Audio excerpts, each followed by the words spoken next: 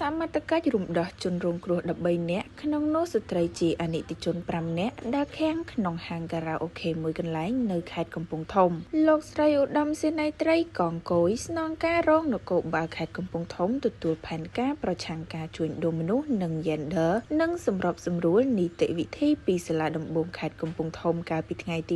27ខែវិច្ឆិកាឆ្នាំ2025បានដឹកនាំកងកម្លាំងចុះបង្ក្រាបករណីសញ្ចាកម្មហាងខារ៉ាអូខេមួយកន្លែងជ្រកក្រោមយីហោមលុបលៀបស្ថិតក្នុងភូមិដូងឃុំបាឡាំងស្រុកបារាយខេត្តកំពង់ធំជាលទ្ធផលនៃកិច្ចប្រតិបត្តិការសមត្ថកិច្ចជំនាញបានធ្វើការឃាត់ខ្លួនជនសង្ស័យម្នាក់ឈ្មោះវីសុខីភេទប្រុសអាយុ43ឆ្នាំមានទីលំនៅភូមិដូងឃុំបាឡាំងស្រុកបារាយខេត្តកំពង់ធំ